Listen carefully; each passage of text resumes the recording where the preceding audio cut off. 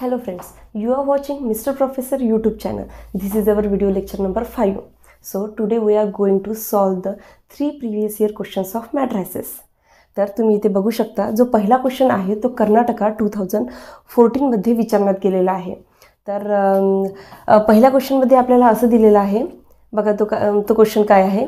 If A is a matrix of order 3 such that A adjoint A ची value तुम्हाला दिलेली आहे ती 10i आहे आणि डिटर्मिनंट ऑफ ॲडजॉइंट ए हे आपल्याला फाइंड आउट करायचं आहे.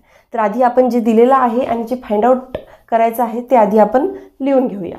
ओके, तर बघा इथे ऑर्डर 3 आहे म्हणजे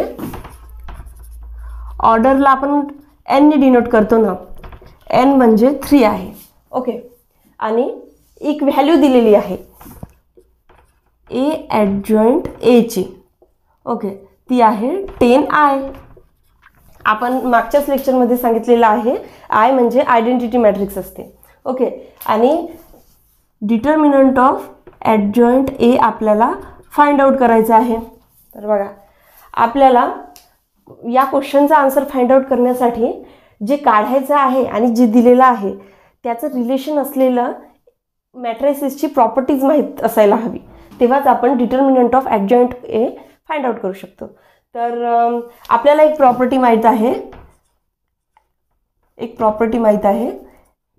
ए adjoint A equal to determinant of A into I अशी प्रॉपर्टी माहीत आहे. आपण आधीच्या लेक्चरमध्ये या प्रॉपर्टीच्या रिलेटेड एक प्रॉब्लेम सॉल्व केलेला आहे.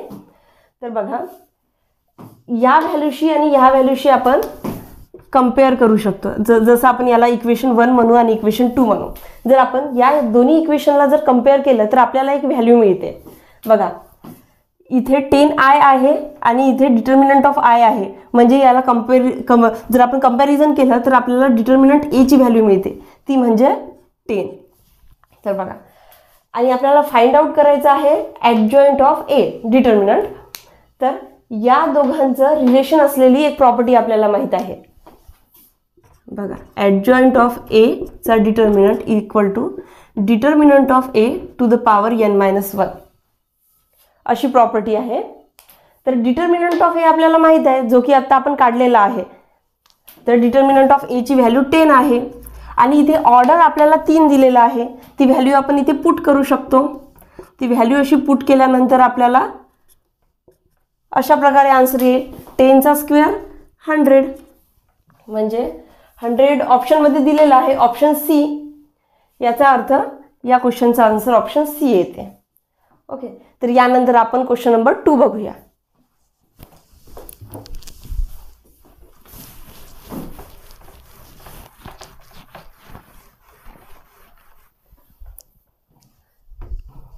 तर बघा क्वेश्चन 2 मध्ये असं आहे if a adjoint of 3x3 matrix P is, म्हणजे ही मॅट्रिक्स नाही आहे फक्त, हा adjoint of 3x3 matrix P आहे. Okay, then the possible values of the determinant of P are, म्हणजे Pच्या तुम्हाला व्हॅल्यूज काढायचे आहे. म्हणजे बघा तुम्हाला ॲडजॉइंट ऑफ P म्हणजे ही मॅट्रिक्स आहे. जशी बघा ही मॅट्रिक्स आपण लिहून घेऊया 2 1 7 1 1 3 ही आपल्याला दिलेला आहे. ॲडजॉइंट ऑफ P आपल्याला दिलेला आहे.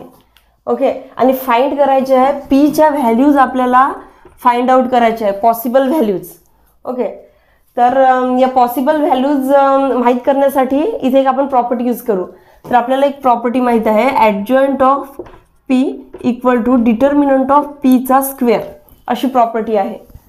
ओके, तर आपल्याला व्हॅल्यू दिलेला आहे ॲडजॉइंट P ची, म्हणजे या मॅट्रिक्सवरून या मॅट्रिक्सचा जर आपण डिटर्मिनंट काढला आणि त्या डिटर्मिनंटची जी व्हॅल्यू येते त्याचा जर आपण स्क्वेअर रूट काढला तर आपल्याला Pच्या पॉसिबल व्हॅल्यूज मिळू शकतात.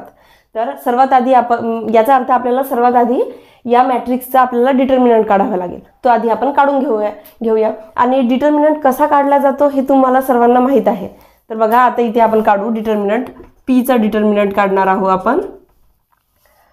तर बघा बघा ही पहिला रो आणि पहिला कॉलम सोडून 3 मायनस 7 मायनस बघा 4 6 मायनस 7 तुम्ही पण करून बघू शकता 4 2 मायनस 1. ओके, ही इक्वेशन आपण सॉल्व करून घ्या. 3 minus 7 minus 4 6 minus 7 6 minus 7 minus 1 plus 4 येईल इथे आणि plus 4. Okay, minus 4 plus 4 get cancel, इथे 4. पण हे डिटर्मिनंट पीचा स्क्वेअर याचा आन्सर आहे हे बघा. म्हणजे डिटर्मिनंट ऑफ पी म्हणजे ॲडजॉइंट पीची व्हॅल्यू आपण पुट केलेली आहे ना, दिलेला आहे आपल्याला ॲडजॉइंट पीचं पी याचा अर्थ डिटर्मिनंट आणि ॲडजॉइंट पीचा determinant equal to determinant of P square. म्हणजे जी काही व्हॅल्यू येईल त्याचा आपल्याला स्क्वेअर रूट काढावा लागेल. बघा 4चा स्क्वेअर रूट काय येईल प्लस मायनस 2. ओके, म्हणजे डिटर्मिनंट पीच्या 2 पॉसिबल व्हॅल्यूज मिळालेला आहे आपल्याला, एक प्लस 2 आणि एक मायनस 2. ते आपल्याला ऑप्शन नंबर ए मध्ये दिसत आहे. म्हणजे क्वेश्चन नंबर 2चा आन्सर ऑप्शन नंबर ए आहे. प्लस 2 आणि मायनस 2 या त्याच्या पॉसिबल व्हॅल्यूज आहे. ओके, तर आपण यानंतर लास्ट क्वेश्चन बघूया, क्वेश्चन नंबर 3.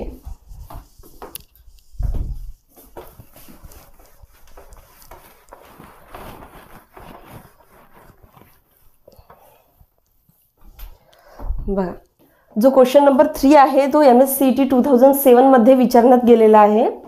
तर या क्वेश्चनमध्ये तुम्हाला ए आणि बी नावाची एक 2x2 मॅट्रिक्स दिलेली आहे आणि खाली 4 स्टेटमेंट दिलेलं आहे.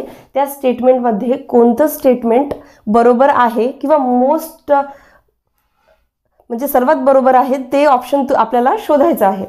तर आपण तुम्ही बघू शकता इथे जे 4ही ऑप्शन आहे ते ए इन्व्हर्सच्या रिलेटेड आहे.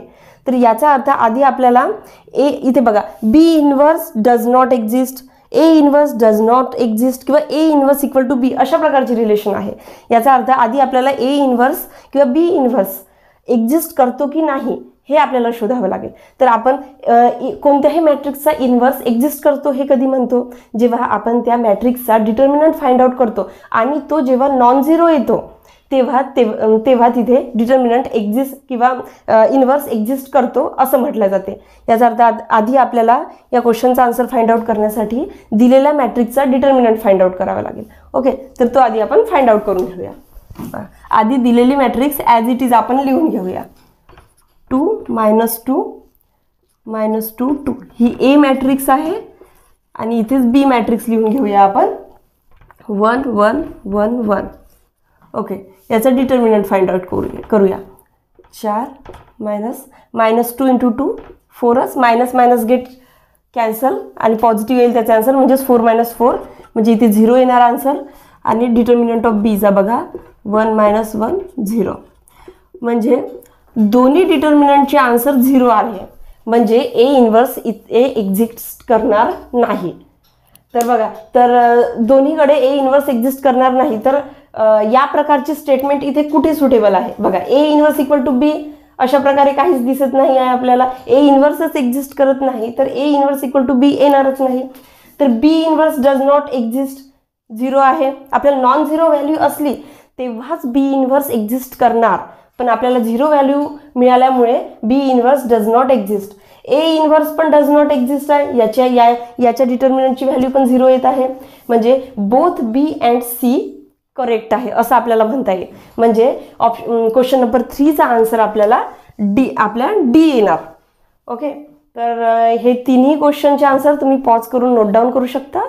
ओके, तर मग thank you for watching. See you in the next video.